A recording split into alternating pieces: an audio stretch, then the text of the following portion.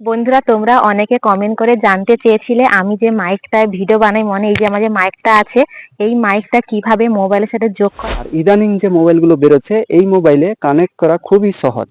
মানে জাস্ট রিসিভারটা লাগিয়ে দিয়ে এই মাইকটা অন করলেই কানেক্ট হয়ে যায়। এই যে সাউন্ডটা, এই সাউন্ডটা কিন্তু রিসিভ হতো না, হলে কিন্তু রিসিভ হবে না। মানে মোবাইলের ক্যামেরা থেকে করলে সাউন্ড কোনো মতে রিসিভ হবে। নমস্কার বন্ধুরা, তোমরা সবাই কেমন আছো? কমলা ব্লকে আরো একটা নতুন পর্বে তোমাদের সবাইকে স্বাগত জানাই। আর বন্ধুরা দেখো, বিকেলবেলা আমাদের বাড়ির সামনে যে মাটি রাস্তাটা আছে, একটু ঘুরতে বেরিয়েছি। দেখো, আমি আর তোমাদের দাদা ভাই। তো মেয়েকে নিয়ে আসিনি, কারণ মেয়ে এখন ঘুমিয়ে আছে।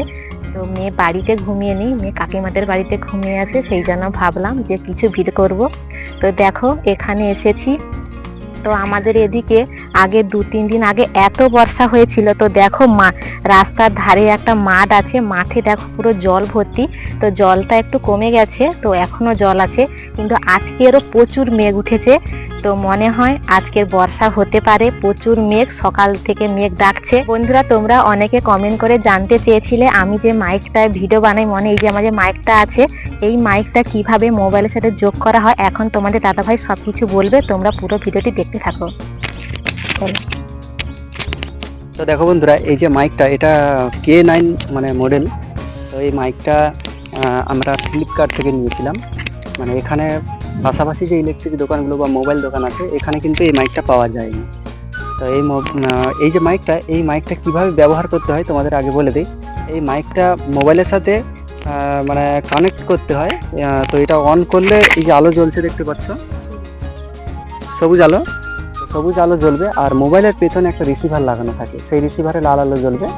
দুটো যখন লাল আলো ব্লিঙ্ক করা বন্ধ হয়ে যাবে, মানে এটা জ্বলে আছে দেখো, অর্থাৎ কানেক্ট হয়ে আছে। আর যখন ব্লিঙ্ক করবে লাল নীল হয়ে, তখন কিন্তু কানেক্ট হয়নি, তখন কানেক্ট করতে হবে।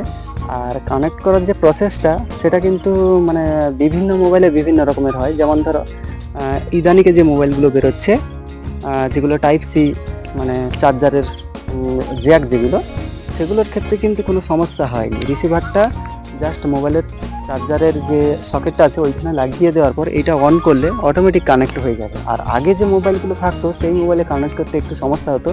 যেমন ধরো 2024-এর আগে পর্যন্ত যে ফোনগুলো বেরিয়েছে, 2024-এর আগে যে ফোনগুলো বেরিয়েছিল, কিছু কিছু ফোনে টাইপ সি থাকতো, আবার কিছু কিছু ফোনে টাইপ সি থাকতো না। সেক্ষেত্রে কী হবে, টাইপ সি না থাকলে টাইপ বি কনভার্টার লাগাতে হতো, মানে টাইপ বি থেকে টাইপ সি করবে।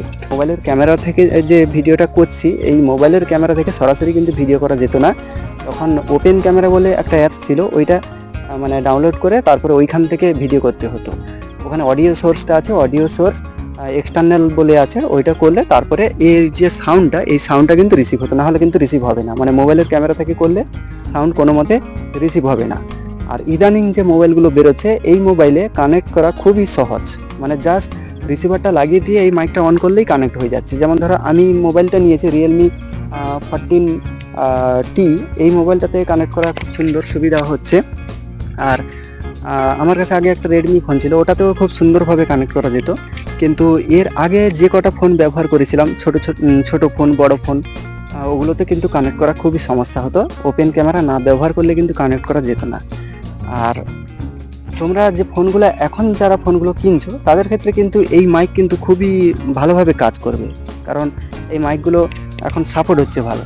তো বন্ধুরা, আশা করি তোমরা বুঝতে পেরেছো এই মাইকটা কিভাবে কানেক্ট করা হয়। আর এর থেকেও তোমরা যদি আরও ভালো জানতে চাও, তাহলে কিন্তু আমি তোমাদের দেখিয়ে দেবো রেকর্ড করে, মানে মাইকগুলো কিভাবে অন করতে হয় বা কোন অপশানে গিয়ে কি করতে হবে না করতে হবে, না বুঝতে পারলে তখন দেখিয়ে দেবো। তো আজকের ভিডিওটা এই পর্যন্ত। কেমন লাগলো কমেন্ট করে জানিও, ভালো লাগলে একটা লাইক সাবস্ক্রাইব করে আমাদের পাশে থাকো। দেখা হচ্ছে পরের ভিডিওতে।